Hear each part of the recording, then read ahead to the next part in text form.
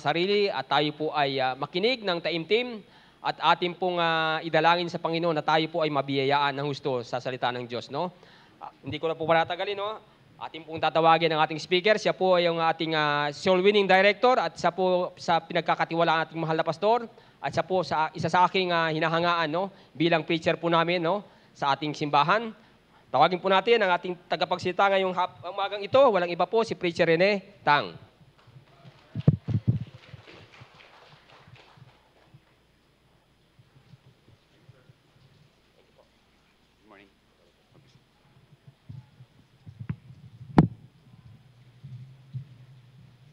Umaga po sa bawat isa.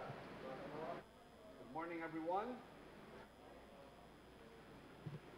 I'm so glad that you are here this morning. Maraming salamat po sa inyong pagdalo sa ating pananambahan at sa ating pagdako sa pangarap po ng salita ng Panginoon. Tayo po ay magbukas po ng ating mga Biblia sa aklat po ng Romans at ating babasahin ng chapter 8, and we will be reading verse 30, Romans 8, verse 28. Yan po yung ating talata sa umagang ito. Romans 8:28.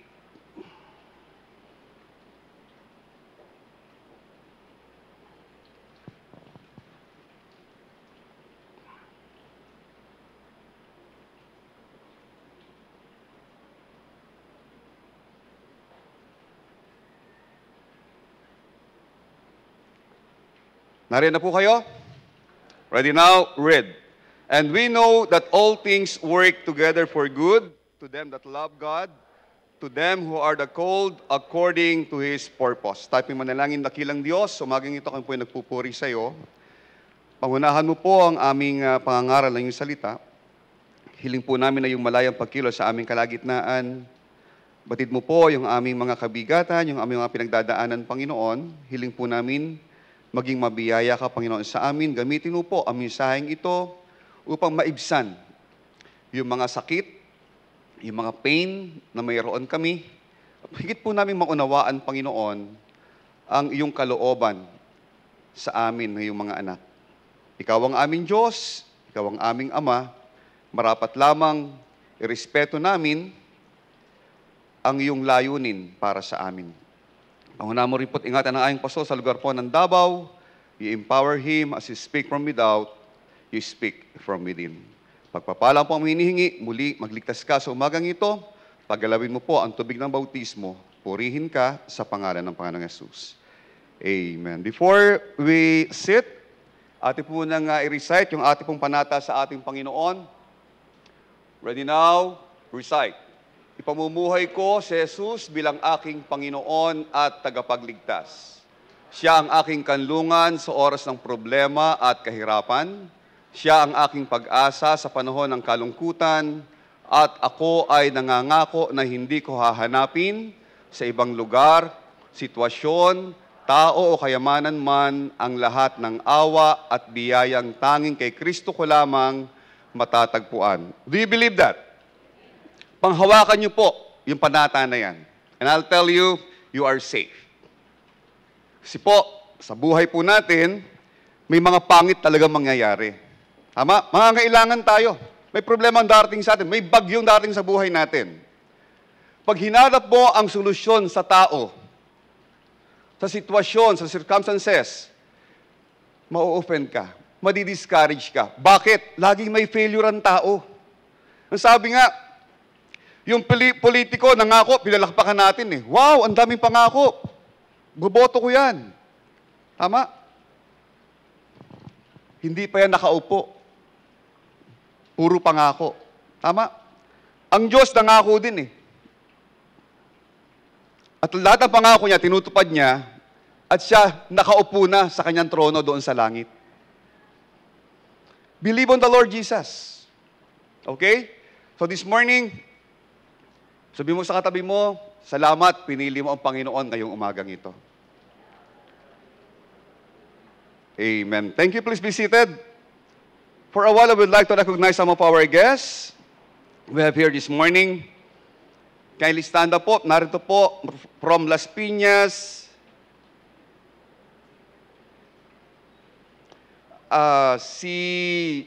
Hindi ko mabasa. Apelido lang. Ijaw ang apelido. Ijaw, 14 years old. Anong name mo, Iha? Glenn? Jen? Jen. Yan po si Jen Ijaw. Thank you for coming, ma'am. Please be seated.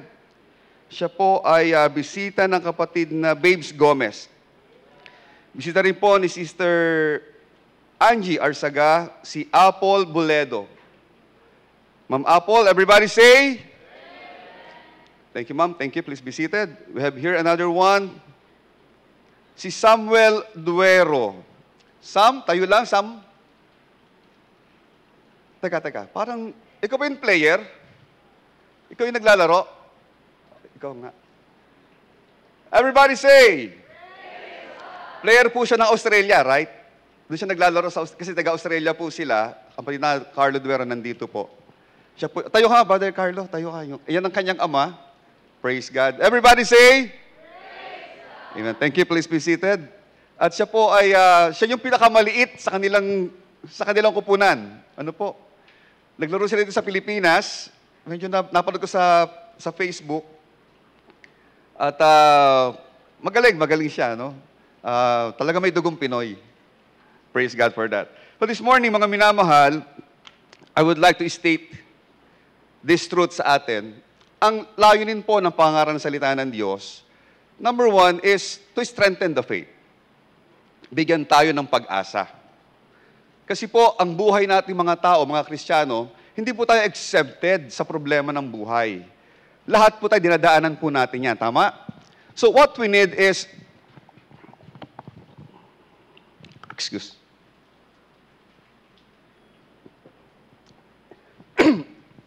in everyday's life, what we need is hope.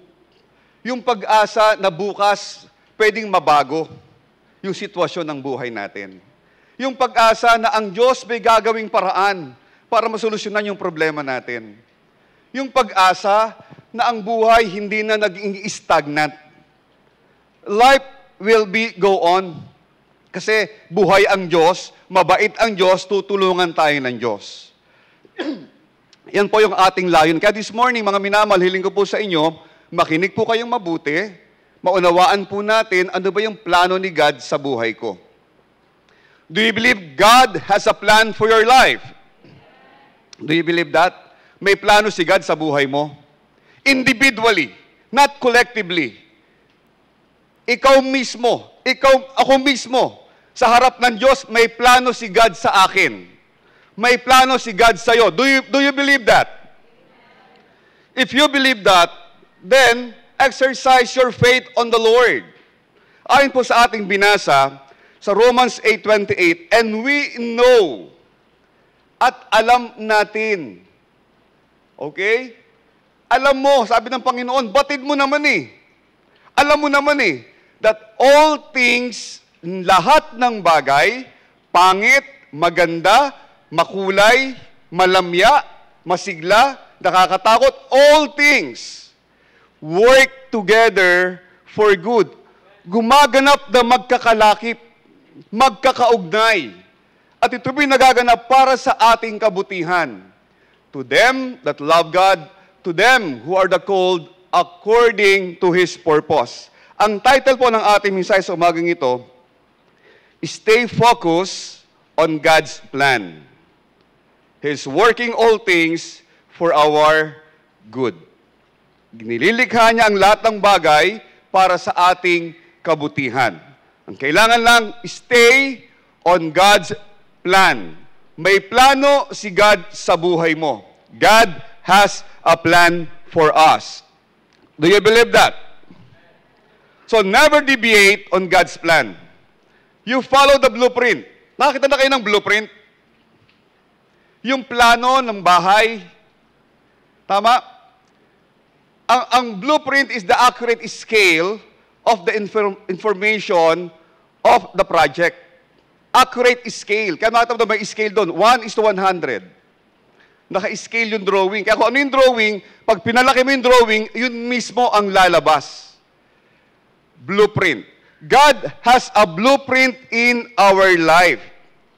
Tingnan mo yung buhay mo. Pag tinignan mo ang buhay mo, hindi on man's point of view. Tingnan mo ang buhay mo on God's perspective. You follow the blueprint. God had a perfect plan for you. May magandang plano sa iyo ang Panginoon. May pangarap ka. Pinlano mo. Sabi mo sa sarili mo, 5, 10, 15, 20 years from now, ganito na ako. Mali bang mangarap ang tao? Maari itong si Samuel, nangarap siya makasama sa team ng Australia. Nagsimula sa pangarap. In-enhance niya yung kanyang skills, pinagbuti niya, at natupad yung pangarap niya. Marahil ngayong umaga may pangarap ka. Si Maki, pangarap niyang makasakay muli.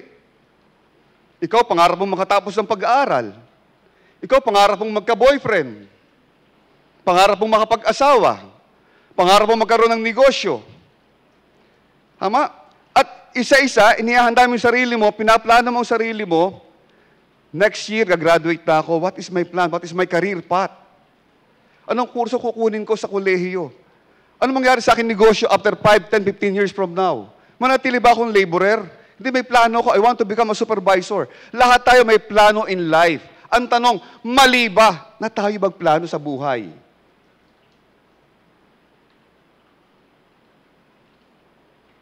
Mali bang mangarap? Hindi po. Marapat lamang na ang tao may plano sa buhay niya. It means progression. Hindi stagnant ang buhay. Hindi nakatali. Hindi ka lang nakatambay sa kanto at wala kang pangarap. Kung ano lang ang dumating sa buhay, yun na. No, it's not. It is much better for us to have plans in our life. Ang tanong lamang mga kapatid, yung bang pangarap mo, yan ba yung pangarap ng Panginoon para sa'yo? Yung bang plano mo, yan ba yung plano ni God para sa'yo? God has a blueprint for our life. May plano si God para sa'yo. Yung bang plano mo nakaakma sa plano ng Diyos para sa buhay mo? O ikaw lang? Kasama ba ang Panginoon sa plano mo? Sa pag-unlad ng buhay mo, sa pagyaman mo, sa paggaling mo, kasama ba ang Panginoon? In James chapter 4, verse 13, buksan niyo po sa James chapter 4,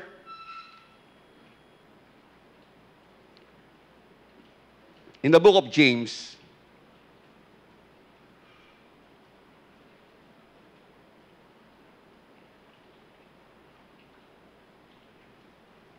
chapter 4, verse 13. Ano po sabi ng Panginoon? So, ang ating premise, masama bang mangarap? Masama magplano sa buhay? Si Jmar, nag-aaral siya ngayon. Kasi may plano siya sa buhay eh. Tama? Ang sabi ng verse 13. Ready now? Read.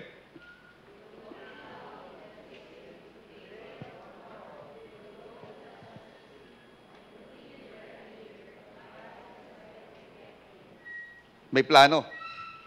Punta tayo sa ibang lugar, tayo magbebenta. Okay? At magpapatuloy tayo doon for another year, at tayo magbabuy and sell, at tayo ay kikita. May plano. Tama? Verse 14. Basa.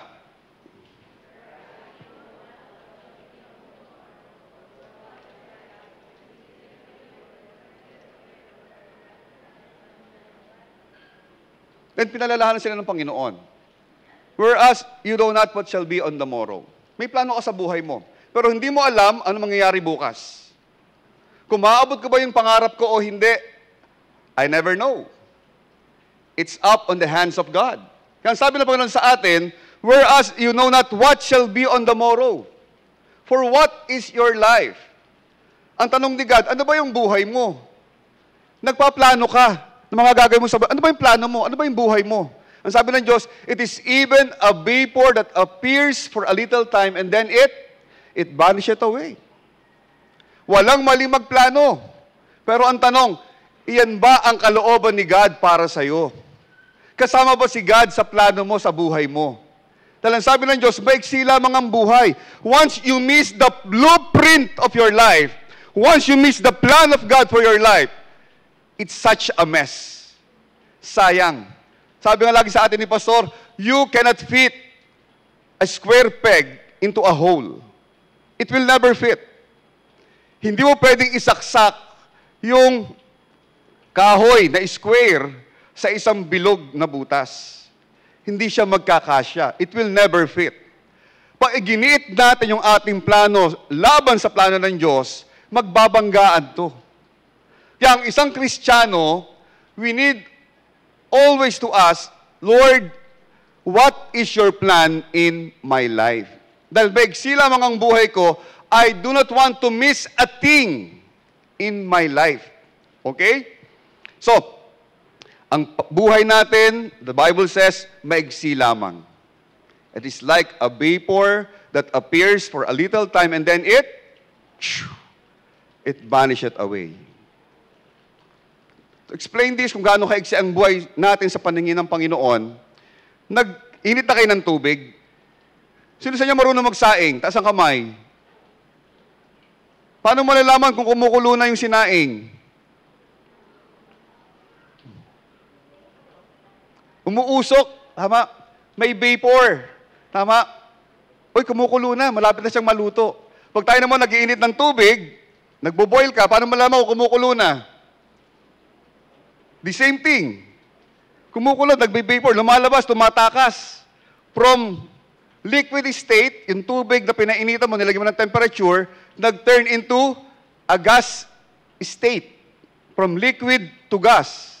Ang tawag doon ay, mga estudyante, anong tawag doon?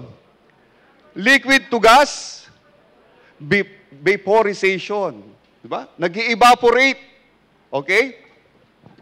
So makikita mo, uy, kumukulo na, umusok na eh.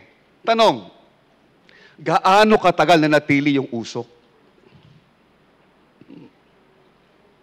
It stay for a long time, forever? No, it's not.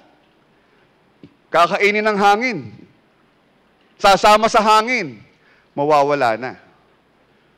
Ganon kaigsi ang buhay ng tao. Ayon sa paningin ng ating Diyos. Kaya kung ikaw hindi ka paligtas, I would like to remind you this morning, maigsi lang ang buhay. Siguraduhin mo ang kaligtasan mo, siguraduhin mo papunta mo sa langit. Mamaya, later on, we'll elaborate on that.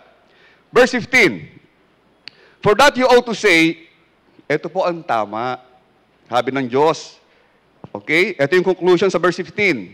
For that you ought to say, if the Lord will, we shall live and do this or that. Kung loloobin ng ating Panginoon. Ay mga bubuhay kami at gagawin namin ito o yaon.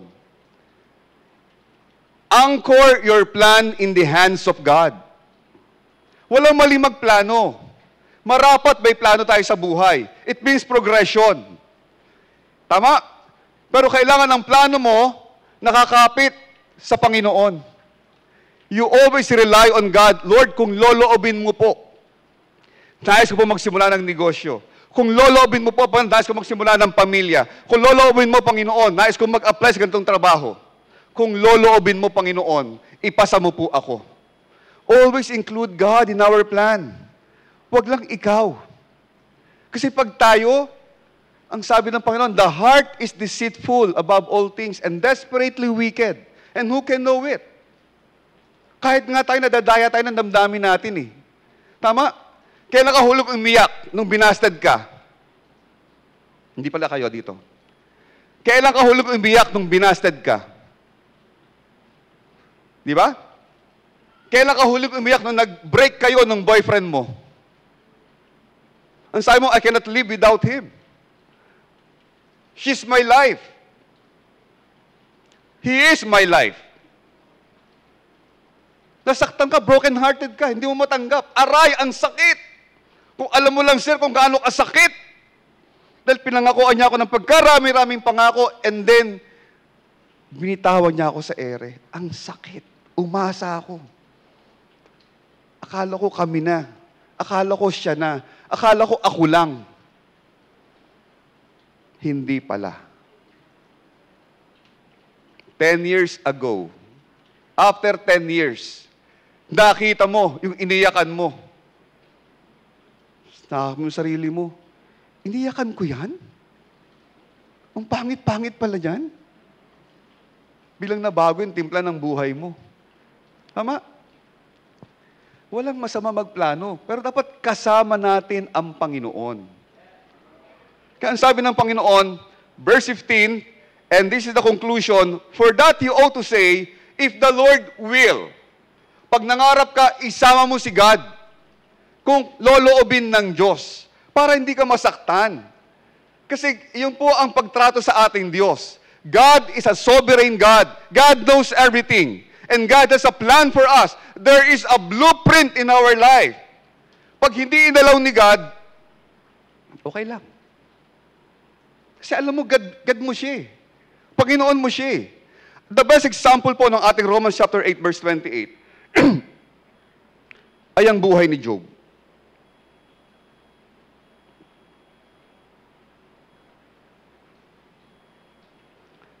Let's exemplify Romans 8:28 sa buhay po ni Job.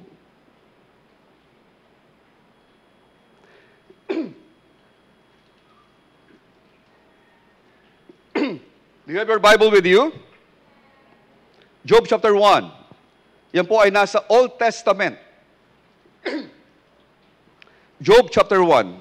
Ito po yung pinakamaganda example ng all things work together for good to them that love God, even to them who are called according to His purpose. Romans 8:28. Sa Job chapter 1. Ano po nangyari kay Job? Si Job, inalis lahat. Lumapit ang diablo sa Panginoon. Tapat lang naman sa iyan kasi pinagpapala mo. Tama? The devil is deal with us individually. Tapat lang naman yan si Loretta kasi ganito yan. Tapat lang naman yan si Beth kasi ganito yan. He bargained with God. Tapat lang naman sa iyo si Job kasi pinoprotect. There is a hedge of protection. Kasi protektado mo siya. Subukan mo, Lord, tanggalin mo lahat sa kanya yan, kung hindi susumpain ka niyan. A test of faith. Tama? Pag inalis mo sa iyo ng Diyos yung lahat ng meron kang ngayon, will you still say, praise God? Blessed be the name of the Lord. Ano ang inalis kay Job? Lahat ng kanyang pag-aari, lahat ng kanyang kayamanan. In Job chapter 1, yung kanyang mga bakahan, ninakaw ng mga kaaway niya. Yung kanyang tupahan, lahat ng kanyang tupa at mga nag-aalaga, tinupok ng apoy mula sa langit, natira ang isa para magbalita kay Job. Lahat ng kanyang mga oxen, ninakaw ng mga Sabadeyo. Kamag-anak yata yun ni Badeyo eh. Mga Sabadeyo. Di ba kamag-anak yan? Nasa Bible ka pala. Hindi, Sabiyans pala to, the Sabiyans. Yung kanya mga camel, ninakaw din. Can you imagine, napakapalad ng isang natira para magbalita kay Job. Pati yung mga tauhan niya namatay eh. Nasunog eh. Kasamang pinatay ng mga nagnakaw. Lagi may natitirang isa. Ano napakapalad niya, no? Kung tayong in-spare ni God para magbalita. Yun ang nagsabi kay Job. Job, dumating ang mga Sabaeans, ninakaw ang ating mga oxen, dumating ang apoy mula sa langit, nasunog lahat ng ating mga tupa, pati mga nagbabantay. Dumating ang nagtatlong grupo, yung ating mga kaaway, ninakaw lahat ng ating mga kamelyo. Wala na, wala ka ng kabuhayan, Job. Hindi lang yun. One at a time, ang pinaka-boom na balita, Job, nagtitipon yung mga anak mo. Dumating ang malakas na hangin. Pinagwagwagan yung bahay, at yung 10 anak mo, Job, namatay lahat. Can you imagine that? Are you ready to receive that kind of news? So bad. Kaya mo tumanggap ng ganung balita na nasunog yung bahay mo? Na nalugay negosyo mo? Na nawala lahat ng ari-arian mo? And God allows it. You can ask the Lord, Lord, why? Why we did not protect our belongings? Why? Tama? Magtatanong ka sa Diyos. Bakit? Alam niyo, kagandahan kay Job, dahil kilala niya ang Panginoon.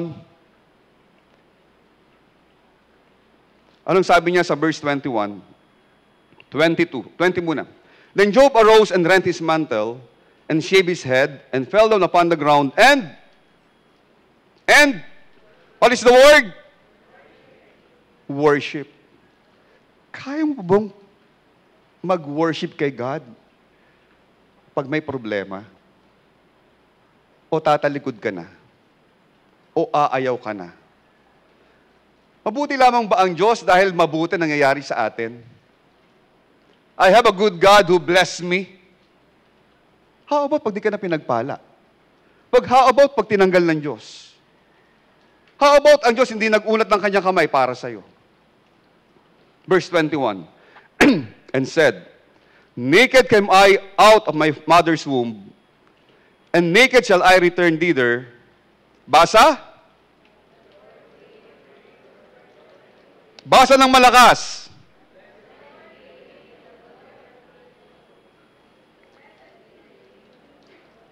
Blessed be the name of the Lord. Can you put that in your heart? The Lord gave. The Lord hath taken away. Blessed be. Blessed be. Blessed be the name of the Lord. Pupurihin mo pa rin ba ang Diyos sa pangit na bahagi ng buhay mo? Dok, pag natalo ka sa kaso, you'll still praise God. Pag nagkasakit uli si Chen, will you still praise God? Pag di na kayo natuloy sa US, will you still praise God? Pag may pangit na nangyari sa buhay natin, can you still, blessed be the name of the Lord? It takes character. It takes faith. How much do you believe on your God? This morning, I want you to strengthen your faith. I want you to ready your heart. Ano man ang dumating sa buhay ko, pupurihin ko ang Panginoon ko. Kung wala man akong answered prayer, hindi man mabago ang sitwasyon ko ngayon, pupurihin ko pa rin ang Diyos ko. Why? Sapat na yung buhay na walang hanggan na binigay niya sa akin. Hindi kasiguruhan ako ng langit. It's more than that this world can offer. I have the gift of eternal life. And no one can take it out from me. Ito po ang pinakamagandang ehemplo ng Romans 8:28. All things work together for good. Sa nangyari sa buhay ni Job. Ba't natala ito sa Bible? Para ihanda tayo mga mananampalataya na sa buhay natin, hindi lahat mangyayari yung gusto natin.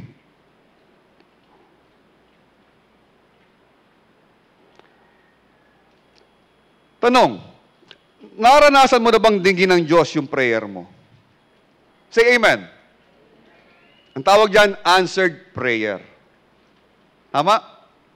We bless our God. We praise God's name. Naranasan mo na bang manalo sa kompetisyon? Say amen. Nag-compete ka. Basketball, running, sports event, ano tawag natin doon? Platform event, di ba? Mga quizzes, nanalo ka. Naranasan mo naman makapasa sa exam? Entrance exam, interview, college exam, okay? O board exam, bar exam, okay? Naranasan mo naman mabayaran mo yung inutang mo, natapos mo. Lahat yan, ang tawag po dyan, answered prayer. Amen? Masaya po tayo. Ang tawag po dyan, victory. tagumpay ng buhay. Okay? Tanong, naranasan mo na bang bumagsak sa exam? Lahat ng bumagsak sa exam, say amen. Abay, pag di mo naranasan bumagsak, napakagaling mo. Di ba? Naranasan mo na bang hindi makapasa sa interview? Hindi ka napili. Sabi, sorry, tatawag na lang po kami. Antay na lang po ng tawag. Di ba lagi ka na sinasabi pag na-interview sa trabaho? Di ba? Thank you, sir. Thank you for coming. Antay na lang po ang tawag, ha? Alam mo na yun, pag ano naranasan mo na ba yun? Ha? Nag-fail ka sa interview? Hindi ka napili? Okay? Naranasan mo na bang hindi mapili doon sa sports na gusto mong salihan? Hindi ka nag-qualify?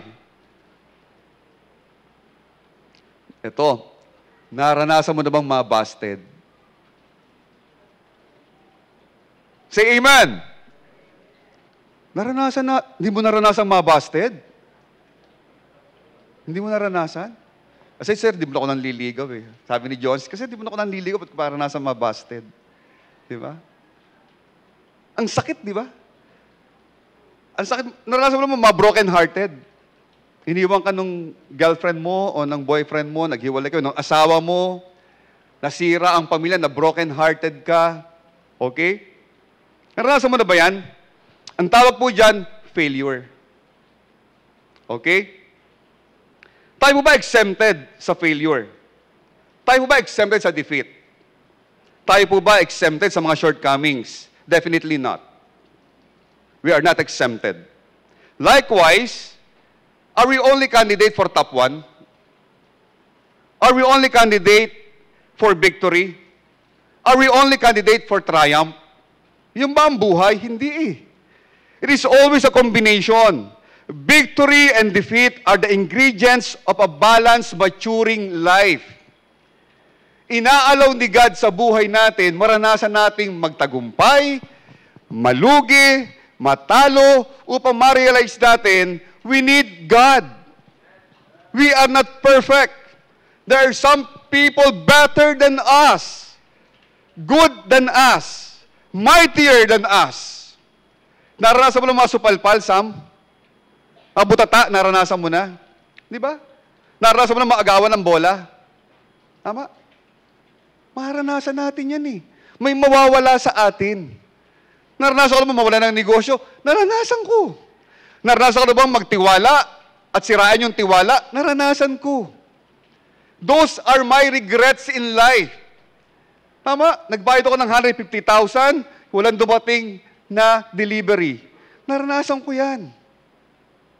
Naranasan kong dayain, lokohin. And those, sabi ko sa Panginoon, Lord, why we did not prevent those things to happen? You're a great God. Alam mo lahat.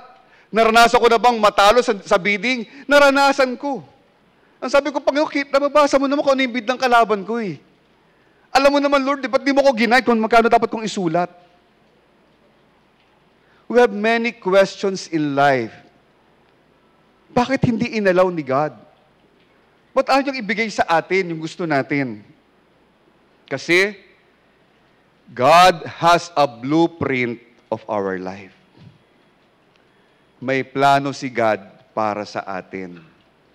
Baka kasing gusto natin ang sisira sa plano ni God. That's why God did not allow it to happen. May sinusunod ang Diyos na plano para sa atin. So, God is a good God, and He has a good plans for our lives. Yung ibang mga tao, mga minamahal, may mga bad plans sa buhay natin. Kaya nga sabi sa atin ni Pastor, hindi lahat ang pumapalakpak sa'yo at tutuwa sa'yo. Tama?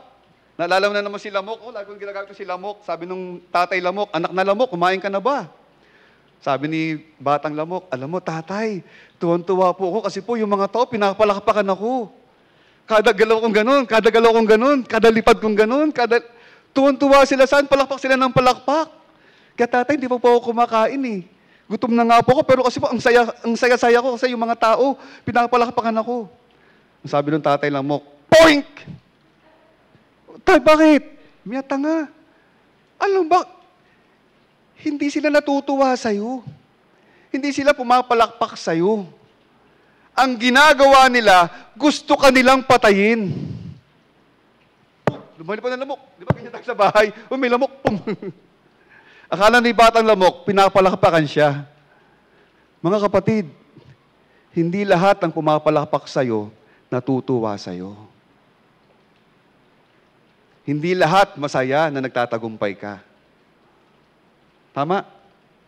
Lalo na yung mga kaklase mo, lalo na yung mga kasabayan mo. Hindi lahat ng kapitbahay mo masaya sa tagumpay na meron ka. Alam mo ba na hindi lahat ng tao masaya na nagbago ang buhay mo? Alam mo ba yon? May mga tao, you know why? Pag binago mo ang buhay mo, you apply the Word of God in your life, and you have a changed life, and you choose to do it, lahat ng kasama mo, katropa mo, kabarkada mo, katrabaho mo, nakita nilang umangat ang buhay mo, inayos mo. Dati, kasama mo sila sa inuman. Tama, Romeo? Kasama mo sila sa sigarilyo. Tama? Sa bisyo. Tama? Pag inayos mo yung buhay mo, you expose their bad life. Nakita yung maayos mong buhay eh. Pag nakita nila yung maganda yung buhay mo, lilitaw yung pangit nilang buhay. Yung sa trabaho, magyayayaan. Oh, sweldo ha? Hindi ikaw, hindi ka pa nagkatrabaho. Dito. Dito tayo. Ayan, sweldo ha? Oh, may lakad tayo ha? Oh, sagot ko ang beer. Di ba? Oh, sagot ko ang pulutan. Para masaya. Sabi mo, off muna ako. Bakit pare? Alam mo, nakilala ko na ang Panginoon eh. Saved na ako eh. Saka meron kaming gawain ngayon sa church. Meron kaming Bible study. Okay? So ngayon, yung mga kasama mo sa trabaho, yung mga katropa mo, mag-iinuman yan. Di ba? Mag-uuwian sa bahay yan. Eh magkakilala ka, magkakaibigan kayo. Sabihin ng misis niya, ba't di mo gayahin si Romeo? Tingnan mo yun. Nag-ayos ng buhay, nabago. Ikaw, kailan ka magbabago? Alam niyo mga tao, they want to change. Gusto nilang magbago, pero hindi nila magawa. Wala silang lakas, kakayahang baguhin at magbago ng kanilang sarili. Kaya naiinggit sila sa'yo na nagawa mo. Romeo, ang dami naiinggit sa'yo. Inayos mo yung buhay mo. Ang gusto nila, oy, simula lang yan. Kilala ko yung si Romeo eh. Isang simula lang yan. Babalik uli yan. Mas masahol pa. Doon papasok yung gaano ka nagtitiwala sa Panginoon. Pag binago mo ang buhay mo, lahat ng katropa mo, you expose them. Pwede naman pala magbago eh. Pwede pala maging matino eh. Pwede palang ayusin ang buhay eh. Pwede na palang hindi mag-beer house. Dito pala. Pwede naman palang hindi mag-beer house. Pwede naman palang hindi gumimik. Pwede palang maging maayos yung buhay. Pag pinili nating ayusin ang buhay natin. Si tatay, chef. Tay, chef ka, di ba? Okay. Tay, pag maalat ang ulam, anong gagawin mo? Napaalat yung luto mo, anong gagawin mo? Hindi ba itatapon? Gagawa ng paraan. Sino ba nagluluto? Nagluluto.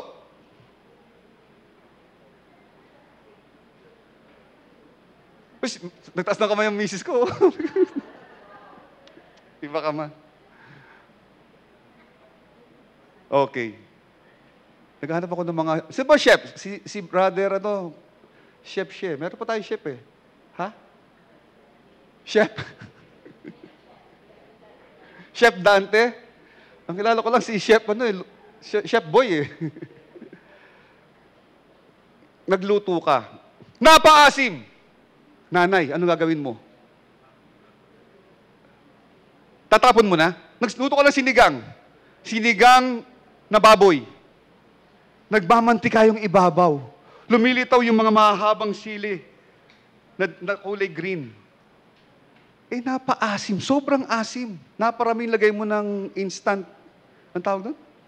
Sinigang mix. Ano gagawin mo, nanay? Itatapon mo? Ano gagawin mo? Dadagdagan ng tubig. Eh kung puno na yung tubig, puno na yung...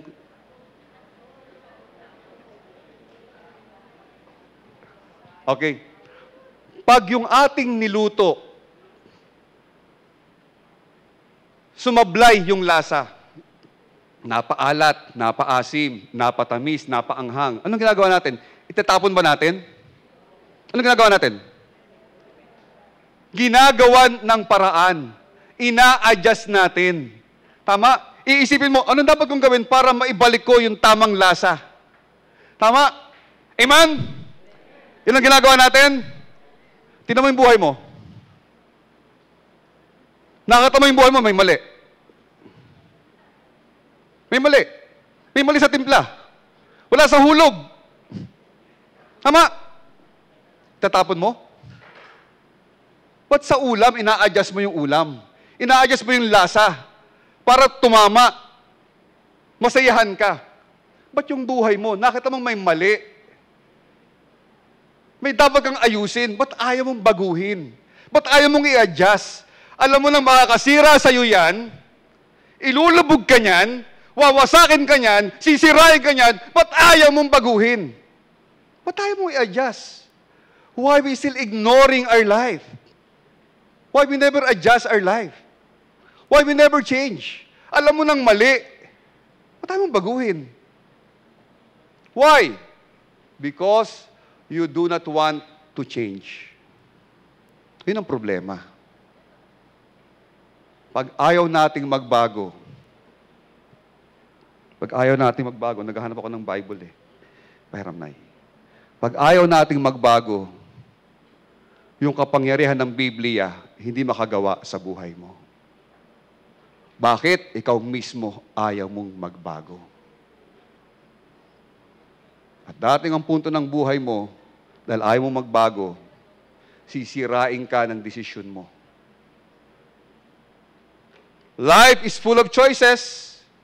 Ikaw ang pipili. Hindi ako. Hindi si pastor. Ikaw ang pipili ng buhay mo. Kaya nga meron tayong accountability before God. At the end of it, we will face our God. At huhusgahan ka ng Diyos ayon sa mga choices mo in life. Kaya you need to be careful. Pag may mali sa buhay mo, ba't ako magtagumpay? Anong mali sa akin? Kasi mahina ako dito eh. Kasi ang dali kong magalit eh. Kasi pikon ako eh. Kasi mahina ako dito. Pag ito na pinag-usapan, pag alak na, pag beer na, pag pornography na, bagsak ako dyan. Suko ako dyan. Pag nakakita ako ng gamit na hindi akin, talagang yung kamay ko kumakalikot, lumilip. Sakit ko yan. Never magnify your weaknesses. Magnify God's greatness. Hindi ka ba kayang baguhin ng Diyos? Is that the plan of God in your life? Na maging failure ka? No, it's not. God wants you to be successful. Other people have bad plans for our life. Ang tao may masamang plano sa atin. At sometimes tayo, we make bad plans in our life. But God, only God, has good plans for our life. Kung mayroong magandang plano para sa'yo, si God. Ito yung Jeremiah 29 verse 11. Jeremiah 29 verse 11. What does the Bible says? Pakilagay nga. Jeremiah 29 verse 11. Basa po. Now, read.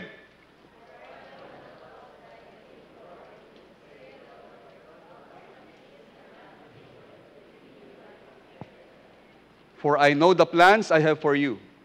Plans not to harm you. Plans to prosper you. And plans to give you hope and a future. May plano si God sa'yo. May dakilang plano ang Panginoon para sa'yo. Ang kailangan mo lang gawin, alamin mo. Ano yung plano ni God sa akin? Yung plano niya sa'yo,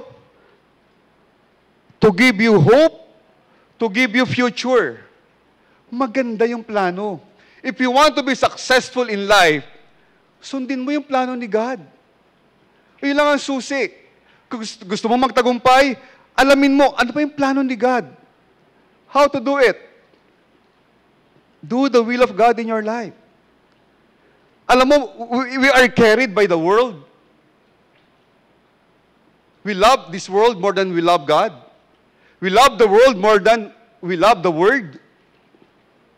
Ito po, ang 1 John chapter 2, verse 15. Paalala sa atin ng Panginoon. 1 John 2:15. Pakibasa, pakilagay po. 1 John 2:15.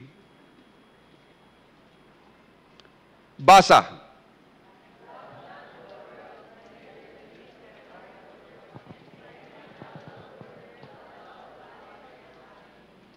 Huwag mong ibigin sa sanlibutang ito. Di ba lahat ng plano mo nakaangkla sa sanlibutang ito? Lahat. You want to be something someday. You want to have a better future someday. And in order for us to fulfill it, you will work on it. Love not the world. Neither the things that are in the world. If any man love the world, if you love the world, if you love this world, the love of the Father is not in him. Pag minahal mo ang sanlibutan, inaalis mo ang pagmamahal mo sa Diyos. Pag minahal mo ang lupang ito, inihiwalay mo ang pag-ibig mo sa Diyos mo. Verse 16. For all that is in the world, sa lupang ito, ano ang kabuuan? The lust of the flesh, yung pita ng laman. The lust of the eyes, you want something. And the pride of life is not of the Father, but is of the world. So, tatlo pa pala sa atin ng Panginoon. The lust of the flesh, wow, sexy. The lust of the flesh, gusto ko siya. Naalala niyo si Samson? Ang sabi niya sa tatay niya, Tatay, gusto ko mapangasawa yung babaeng yun, kunin mo para sa akin. Sabi ng tatay niya, wala bang babae dito sa Israel para yung mapangasawa at maghahanap ka sa ibang lahi? Gusto ko siya eh. The lust of the flesh. Ipinilit ni Samson ang gusto niya. You might get what you want, but you might lose what you already have. Ingat ka sa gusto mo. Baka pinilit mo yung gusto mo, gusto ko yan, gusto ko siya, gusto ko makuha to, gusto ko magkaroon nito, you might get what you want. But you might lose what you already have. Pag nakuha mong isang bagay at the expense of what you have, it's not victory. It's a failure. Verse 17. And the world passeth away. Sabi ng Panginoon, paalala sa atin, ang mundong ito mawawala. Yung nais mong makamit itong mundong ito, sabi ng Diyos, mawawala to. And the world passeth away. Lahat ng negosyo, mawawala. Lahat ng building na matataas, mawawala.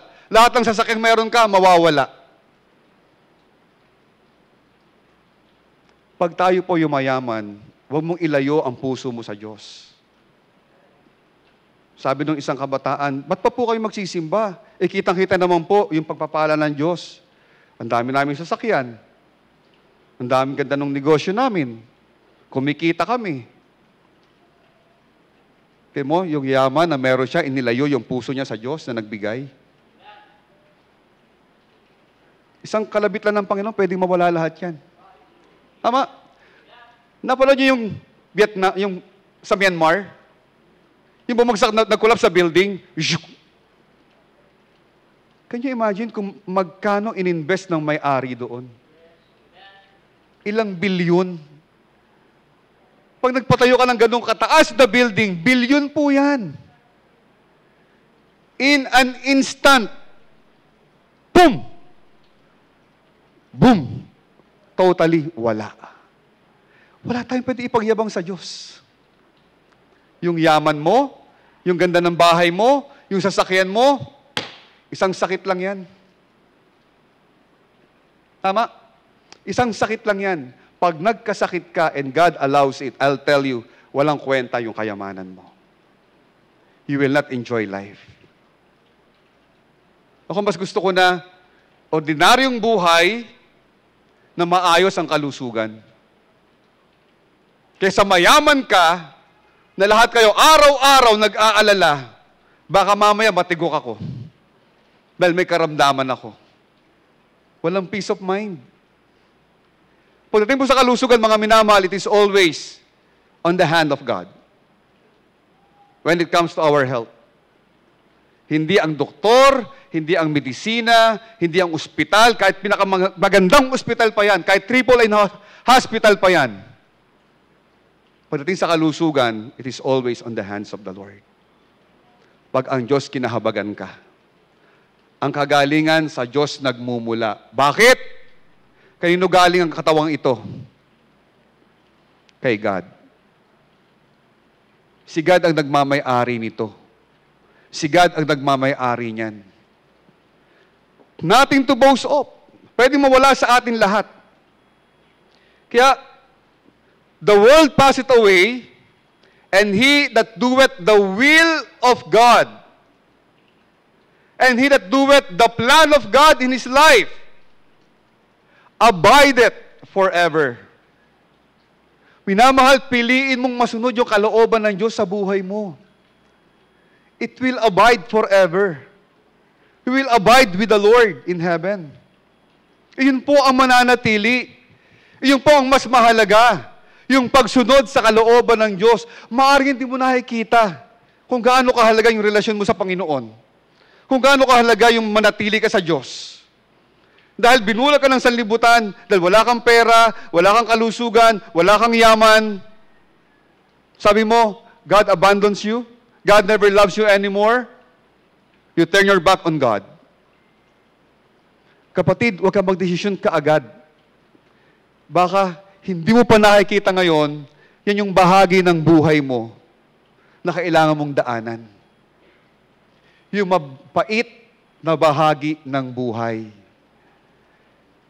Yan yung blueprint ng buhay natin na hinuhukay tayo. Di ba sa blueprint makikita mo yung excavation plan, the structural plan, kung gaano ka dapat kalalim ang pundasyon para ganun katibay ang building. Baka hinuhukay ni God yung faith natin. Pinapalalim ni God. Para pag tinayo niya yung pundasyon, matatag tayo, ano man ang bagyong dumating sa buhay natin. Piliin mong lumalim sa salita ng Diyos. Never turn your back on God. Bakit? Hindi pa tapos si God sa'yo. God is not finished with you yet. God has a better plan for you. Not everything in our life may be good. Hindi pa yung pinangako ng Panginoon. He did not say everything that happens in your life would be good. Hindi po. Hindi yan ang plano ni God. This world, nothing is perfect. God did not promise us perfection. Ang tawag po dyan sa perfection, heaven. Wala po tayo sa langit. Sa heaven, wala nang sorrow, wala nang sadness, wala nang sickness, wala nang sufferings. We should not expect heaven here on earth because the earth is filled with brokenness. But even in the middle of all this brokenness, God has a good plan for your life. It's greater than our bad choices, and He can fit even foolish decision into a good plan. He can make evil into good. Nung sinabi ni Joseph, di ba? They meant evil, but God meant it for good. Nung siya inabandon ng kanyang mga kapatid, tinalikuran, itinapon, ibinenta, that's evil thing. Pagkaisang ka ng kapatid mo, itapon ka, masamang ugali yan. Tama? Nung siya ipakulong nang wala siyang kasalanan, he stood for his faith. I cannot do that. It is a sin against my God. Hindi kita pwedeng patulan, Potiphar's wife. Sa kanyang paninindigan, kinulong siya. Kaya ikulong ka nang wala kang kasalanan, ang sakit nun. Akusahan ka na wala kang pagkakamali. Ang hirap tanggapin noon. But still, Joseph behaved as a child of God.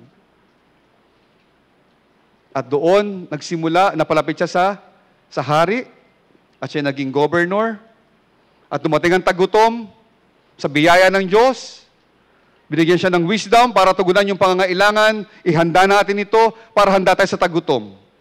At siya ang namahala sa lahat, nagpagawa siyang malaking mga tipunan ng mga trigo, para masurvive nila yung famine. At yung famine na yon ang nagdulot para yung kanyang mga kapatid galing sa ibang bayan tumungo sa Ehipto, maghanap ng pagkain at magkakita silang muli. Tama? They meant evil, but God meant it for good. Dahil kung hindi nangyari sa akin to, wala ako sa Egypt, hindi ako gobernador, wala akong kapangyarihan, lanos yung pamilya ko. Lahat sila mamamatay sa gutom. Because Egypt will not accommodate them. Ibang lahi sila eh. They are Jew. Pero dahil nandun ako, and God allows it, it helps my family. Sometimes in our life, ang hirap ipaliwanag na nangyayari sa atin. Bakit? Pero isa lang po ang nais ng Panginoon sa atin. Why God allow those things to happen in us? Because God wants us to grow in our faith. Yan po ang unang-unang plano ng Diyos para sa iyo. Why God allow things, all things, to work together for good? Because God wants us to grow up in our faith. Ang gusto ni God, tumibig ka sa pananampalataya. Yung mga sasabi na, oy, war veteran yan. Oy, battle-tested yan. Ba't natin tinawag silang ganon? Kasi meron silang pinagdaanang mabigat na kanila napagtagumpayan. Tanong, ano na pinagdaanan mo sa buhay mo na mabigat? Na kung wala ang Diyos, hindi mo kakayanin. Na sa tulong ng Diyos, napagtagumpayan mo. Anong laban ng buhay? Masabi mong naging matagumpay ka? Are you living in defeat? Life is failure? Life is a fail? Ganun na lang ba ang buhay natin? Anong punto ng buhay mo na nagtagumpay ka sa isang pagsubok? You can say, Lord, salamat po. Nalagpasan ko to. Sa tulong at biyaya. Meron yan. I want you to think it over. Meron yan. Na damang-dama mo, feel na feel mo na kumilos ang Diyos. Tinulungan ka ng Panginoon. Isinalba ka ng Diyos. Na wala ka nang makitang pag-asa, wala ka nang makitang solusyon, wala ka nang makitang kasagutan, kundi nakita mo na lamang yung kamay ng Diyos. Tinulungan ka. Nabago ang sitwasyon. Meron yan. The goodness of God. God wants us to grow up in faith. In Romans 8:29, the Bible says, "For whom He did foreknow, He also did predestinate to be conformed to the image of His Son, that He might be the firstborn among many brethren." So tayo po'y tinalaga ng Diyos na maging katulad ng larawan ng kanyang anak. Okay? We are conformed to the image of His Son. God created us to become like Christ. Siya po ang ating halintularan. He wants us to grow up spiritually. Ang goal po ni God sa buhay natin is to make us like His Son, like the Lord Jesus. Not to become a God, but to become godly. To have a godly character. Ano ba yung mga godly character? Ito po yung the fruit of the Spirit. But the fruit of the Spirit is love, joy, peace, long-suffering, gentleness, goodness, and faith. Meekness, temperance, against such there is no law. Paano ba pinoproduce ni God yung ganyang mga qualities sa buhay natin? How does God grow character and help us grow up spiritually? Paano magkakaroon ng gentleness, ng love, ng peace? God teaches us those qualities by putting us in the exact opposite situation. Can you imagine that? Para matutunan mo yan, kailangan ilagay ka ng Diyos sa kabaliktad na sitwasyon. He teaches us love by putting us around unlovely people. Yung mga taong so conceited, na walang tama sa iba, sila lang. Yung mga taong napakamahirap mahalin. Kasi ang mahal lang nila, sarili nila. God will put you to those kind of person. Unlovely. Okay? For us to develop love in us. Kasi ang pinakamahirap mahalin, yung hindi ka mahal-mahal. Tama? God teaches us joy in the middle of grief. God teaches us peace in the middle of chaos. So for us to develop this fruit of the Spirit, God always put us on the opposite direction. For us to learn, ano ba yung patience? Alam mo, sa buhay natin, lagi na lang instant. Na-develop sa atin yung instant.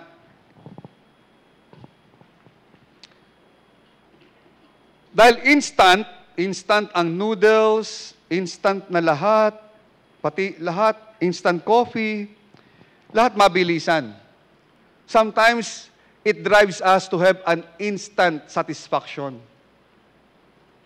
Pati si God, minamadali natin. Pati ang prayer, gusto natin madaliin. Instant dapat ang pagsagot ni God. Kapatid, kahit tapos ka na mag-amen, it doesn't mean na andyan na ang sagot ng Panginoon sa panalangin mo. Hindi mo pwedeng madaliin si God. Hindi si God aakto ayon sa nais mo. You know why? God has its own timetable. May sariling plano, may sariling blueprint si God para sa atin. Huwag mong madaliin si God. At pag hindi binigay, tatampo tayo. Ba't di mo binigay? Bakit? We have many questions to God. Because we want instant. Pwede ba natin madaliin si God? Bigay mo na. Pag di mo binigay, di na ako magsisimba. Aha! Pag di mo binigay, di na ako magbabasa ng Bible. Aha! Pag di mo binigay, di na ako atin ng group meetings. Aha! Pwede bang takutin si God? Is that the kind of bargain that we have? Di na ako magiging tapat. Di na ako magbabasa ng Bible. Di na ako magpe-pray. Di na ako maniniwala sa'yo. Can we threaten God? Pwede bang takutin si ang Diyos? Pag hindi ako napili, pag hindi ako nakapasa, pag hindi ako ganito, this is the last. Can we threaten God? Kapatid, huwag mo takutin ang Diyos. Matakot ka sa Diyos. Amen? Grow up in our faith. Ito pa proseso.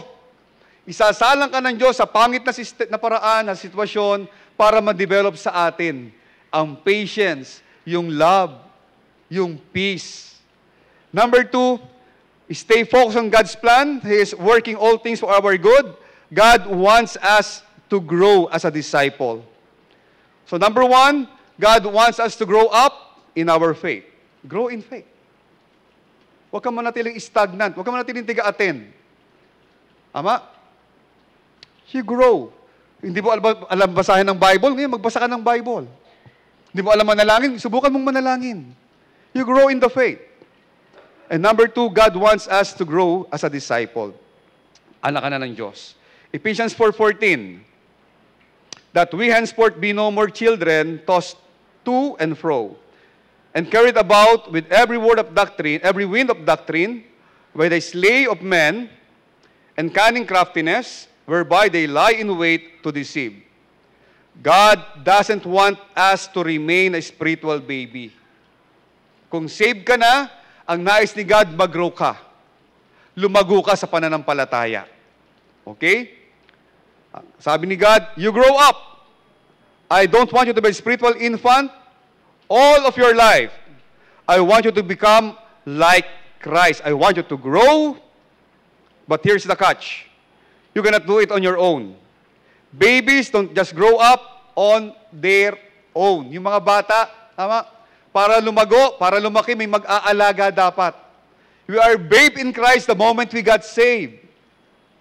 Romeo, you are babe in Christ. Kailan may mag-alaga sa'yo para lumago ka sa pananampalataya. Okay? You need a family na mag-aalaga sa'yo. A spiritual family. At yung Christ body is fitted together, ito yung kailangan. Kailangan natin ng simbahan ng Panginoon. If you are saved, anong susunod? Belong to God's family. Because you cannot do it alone. You cannot grow alone. Kailangan mo ng simbahan. Kailangan mo ng pamilya na mag-aalaga sa'yo, na magtuturo sa'yo, to grow up in your faith. You need to grow up as a disciple.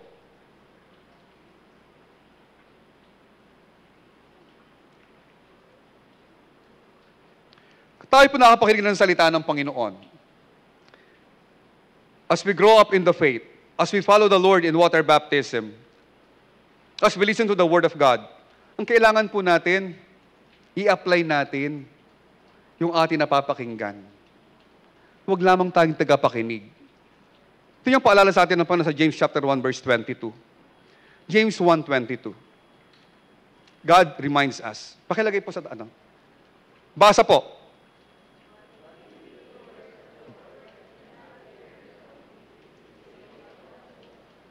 Ano sabi sa Tagalog? Datapwat maging tagatupad kayo ng salita. Doers of the word. Tagatupad, tagaganap. At huwag tagapakinig lamang. Okay? Ibig sabihin, napakinggan mo yung salita, then do it. Apply it. Okay? Be evident in our life. What we have learned.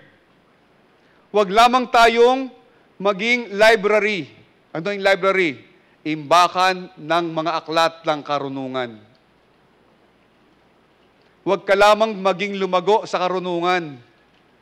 Pero di ka lumalago sa pagganap ng karunungan. Apply it in your life. Be a doer of the word. Pag tayo po nakinig lamang at di natin ginagawa, anong sabi ng Panginoon? Deceiving our own selves. Dinadaya mo ang iyong sarili. You know why? Tayo po ay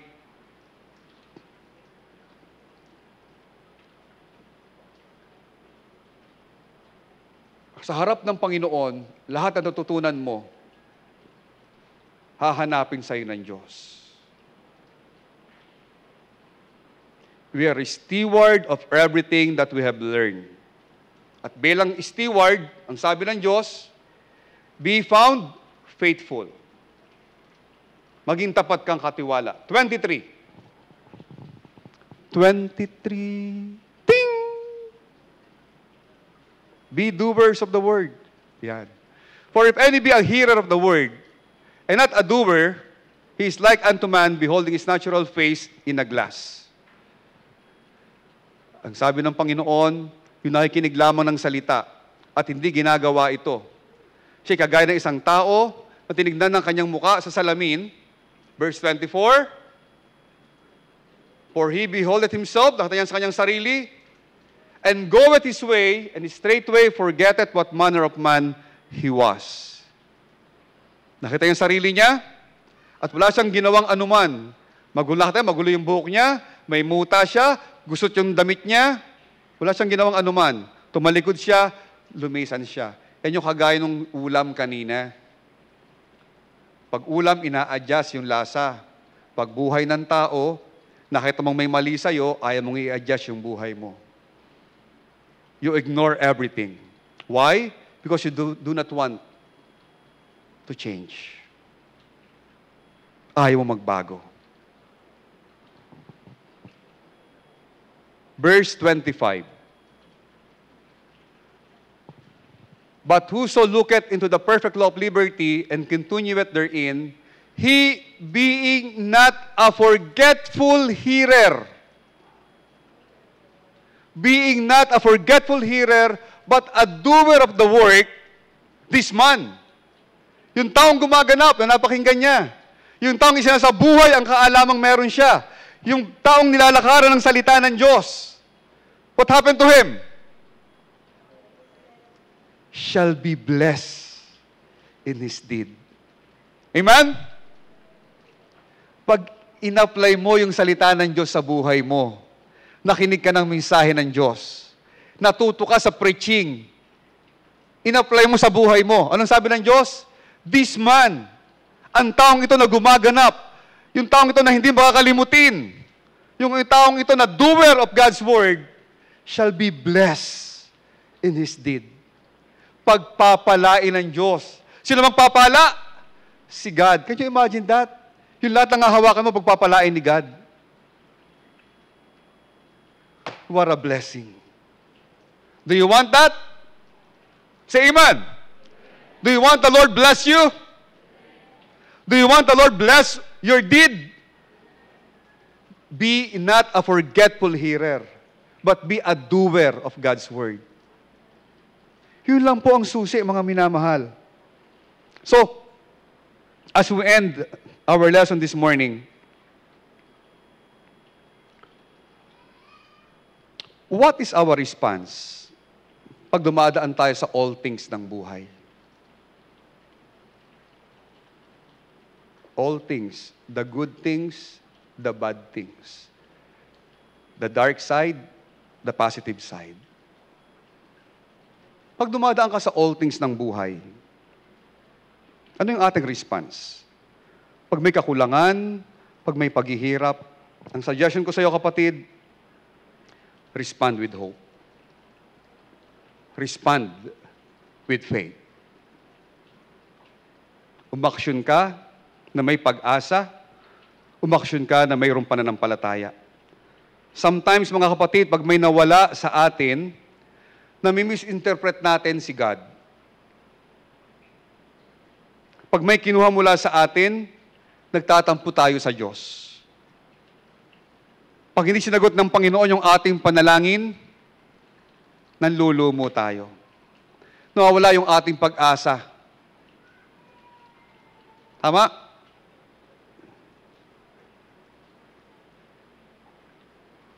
God allows painful experience in our life. May pagbagsak, may pagkakadapa, may pagkakamali.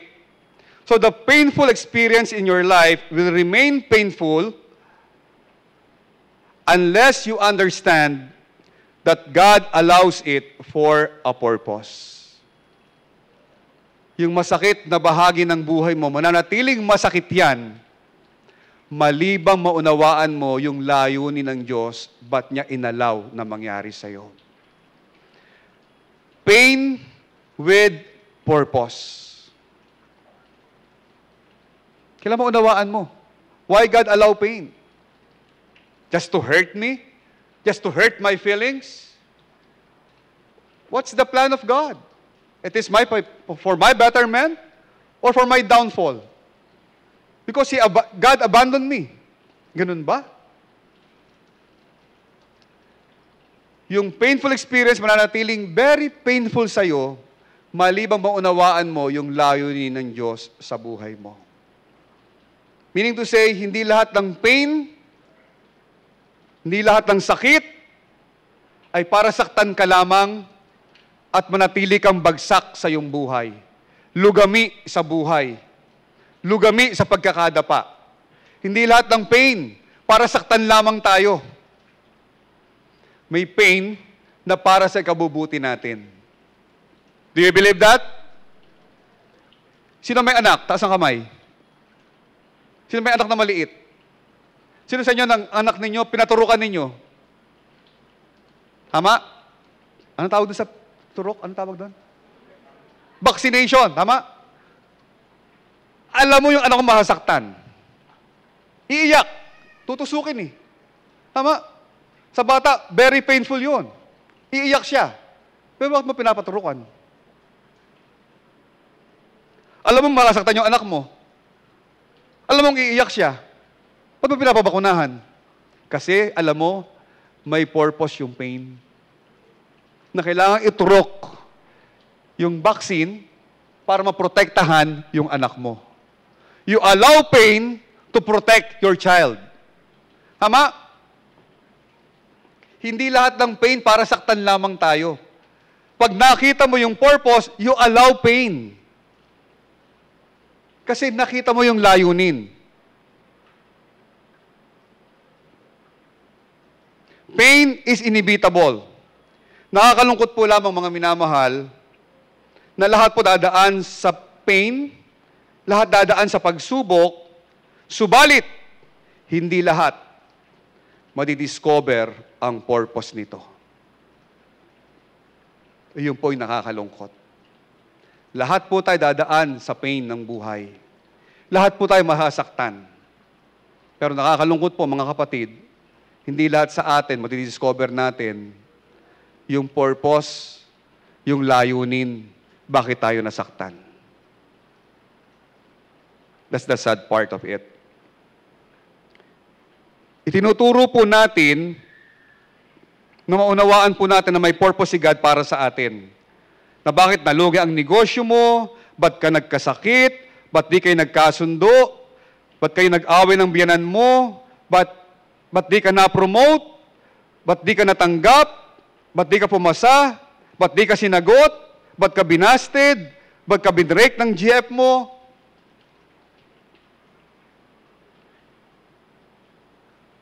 And once you discover why a good God allows it, you will be grateful to Him. Discover it. Ba't inalaw ni God? And once you discover why a good God allows it, you will be grateful to Him. Allow God to be God in your life. Trust Him. God knows what He is doing. Okay? Pag may nawala, may ipapalit ang Diyos. Tandaan niyo po yan. Pag may nawala, may ipapalit ang Diyos. Nawala lahat kay Job. Na natili siya sa Panginoon. Ipinalit ng Diyos. Doble pa sa nawala sa kanya.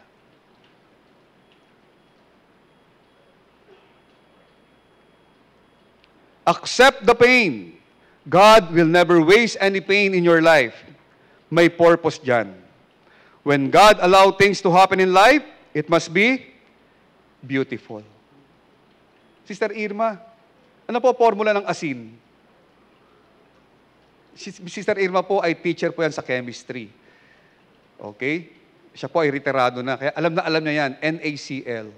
At yung ganong nasa ulo ng mga estudyante natin, ay ang tawag doon ay table of, andaw? Periodic table. Periodic table, table of elements. Periodic table, yun lang. Periodic table. Ayun, basta yun. Sinaul natin yan, di ba? Yung mga prefixes, yung mga elements, yung mga chemicals, okay? So, ang formula ng asin sa mga ating estudyante ay, sabi ng ating teacher, NaCl. Na stands for? Very good. Cl stands for? Okay. It's a combination. NaCl. Sodium plus chloride. Or chlorine, no? Okay. Tingnan natin.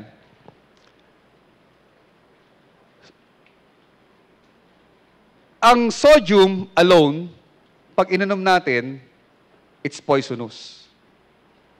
Lason. Okay? Alone. Pag ang chlorine, nilalagay sa swimming pool, pag nainom mo, it will harm your health. It will blur your vision. Okay? Pag sodium alone, masama. It's poisonous. Chlorine alone, masama sa health. Pag pinagsama mo, yung sodium at yung chlorine, lalabas asin. Kapaki-pakinabang. Nagpapasarap ng pagkain. Okay? So what does it mean? Sodium alone can kill us. It's poisonous. Chlorine alone, it's poisonous. It can harm us. Pag pinagsama natin, asin. So, pag mag-isa, nakamamatay. Okay? Pag pinagsama, nakabubuhay. Ibig sabihin mga minamahal, in isolation, it could kill us. But in combination, it is beneficial. Listen to this. Ganyan po ang buhay natin. Buhay, may high valley, may low valley of life. Pag binukod mo sa parte ng buhay mo ang bitterness, you focus on bitterness, you focus on failures, frustrations, you will not understand God. Once you isolate the bad feelings, the bad circumstances, the bitterness, the anger, the failures, shortcomings, you will not understand God. Hindi mo maiintindihan ng Diyos. Akala ko ba mahal ako ng Diyos? Bakit ganito ang sakit? Lagi ang mahasaktan, pag lagi mong ihiwalay ang isang chapter ng buhay mo, yung isang ingredient ng buhay mo, sa other ingredient. Okay? It should be a combination. It should be a multi-approach. Tignan mo ang buhay, kapatid, sa perspektibo ng ating Panginoon. Maraming ingredients, ang buhay, may maasim, may matamis, may mapait, may maalat, may masaya, may malungkot. Kinunbayin lahat ni God ang iba't ibang lasa ng buhay natin. Boom! Look. Look at yourself now. Dahil naranasan mo yung pangit, naranasan mo yung maganda, look at yourself now. You are a better person. Huwag mong husgahan ang Diyos sa isang parte ng buhay mo lamang. Pag yung mantika pa lang ang nilalagay, sasabihin mo na, ay, hindi masarap yan. Wala pa nga yung itlog eh. Wala pa nga yung asin eh. Tama? Isang bahagi pa lamang. Huwag. You allow God, you must allow God to work in your life. Bakit? Siya kasi ang master chef ng buhay natin.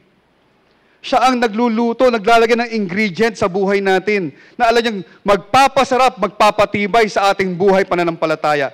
God is working on something. God cooks something for us. And God knows the recipe of your life. Alam ni God. Remember, God knows what He is doing. Allow God to be God in your life. Allow God to be God in your life. Huwag lang isang bahagi ang tingnan mo. Huwag lang yung masakit ang tingnan mo dahil hindi mo maintindihan si God. It's always a multi-approach, a combination. Because all things work together for good to them that love God, according to His purpose. May layunin si God sa buhay mo. Ang layunin niya, tumatag ka, tumibay ka, lumakas ka. At sa mga bisita, ang unang layunin sa iyo ng Diyos, maligtas ka. Makamit mo yung regalo ng buhay na walang hanggan. Matiyak mo yung pagpunta mo sa langit. Doon ka magsimula. Ito yung pinakamagandang ingredient ng Diyos sa buhay natin, yung makabalik tayo sa Kanya. And that is through the Lord Jesus Christ. Wala na pong ibang namatay para sa atin, para bayaran yung ating kasalanan, kundi ang Panginoong Jesucristo. And in order for us to be saved, na tayong makasalanan, na tayong malayo sa Diyos, na tayong hiwalay sa Diyos dahil sa ating kasalanan, in order for us to be back to God, is through the blood of Jesus. If Christ never died on the cross, there is no remission of our sin. Pwede tayong bumalik sa Panginoon. Kaibigan, ang kaligtasan na kay Kristo lamang. Ang tao makasalanan. Ang tao magbabayad ng kanyang kasalanan sa apoy ng impyerno. Binayaran ni Kristo yung ating kasalanan sa krus ng Kalbaryo. And God wants to bring your soul there in heaven. Ano dapat mong gawin?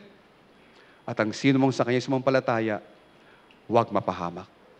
Bagkos magkaroon ng buhay na walang hanggan. I hope and I pray this morning, magdidesisyon ka na tanggapin si Jesus sa iyong puso bilang Panginoon tagapagligtas. Sa ating mga member, I hope and I pray that you allow God to work in your life. Be a balanced Christian. May pangit sa bahagi ng buhay natin, may maganda, you combine it. Ikaw yan. Ikaw yan. Trust the Lord. Grow in faith. Grow as a disciple. Tayo po'y tumayo at tayo po'y mananalangin. Dakilang Diyos, kami po'y nagpupuri sa iyo. Alam namin, Panginoon, ang hirap tanggapin. Pag yung sakit, yung pain, naranasan namin, Panginoon. This is the hardest part of our life to accept. Dahil wala pong sumaya dahil nasaktan. Lahat kami umiyak nung kami madapa. Nung kami nireject. Nung kami napagalitan. Nung kami tinapon. Luha ang kapalit niyan, Panginoon. It's so hard to accept na it is your will. At bilang mga anak mo, you have the blueprint of our life. You have the great plan for us. At ang plano mo sa amin, magtagumpay kami. We will accept it, Panginoon. We will accept the pain. Makikita namin yung purpose why you allow the pain in our life. It is for our betterment. Ba't kami nalugi? Ba't kami nasaktan? Ba't di kami tinanggap? Ba't kami tinrato ng ganon? Dahil nais mo, lumago kami sa pananampalataya, higit kami magtiwala, Panginoon, sa iyo, na lahat ng bagay hindi namin kontrolado. It is only you can control. Lord, turuan po, Panginoon, kami magtiwala. Yung aming panata na hindi namin nahanapin sa ibang lugar, sitwasyon o kayamanan man, yung awa mo, sa iyo lamang kami lalapit, sa iyo lamang kami magtitiwala. Lord, hiling ko po, kindly, dear God, show us the purpose. Reveal to us the purpose. Why you allowed these things to happen to us? At kagaya ni Job, nung mawala ang lahat sa kanya, mawala ang pamilya niya, mawala ang pag-aari niya, ang sabi niya, the Lord gave, the Lord had taken away. At ang sabi niya, napakaganda, blessed be the name of the Lord. This morning, kapatid, habang tayo nakayuko, habang tayo nakapikit, yan bang isasaysay mo sa paano nasasaktan ka? Yung katagang, blessed be the name of the Lord.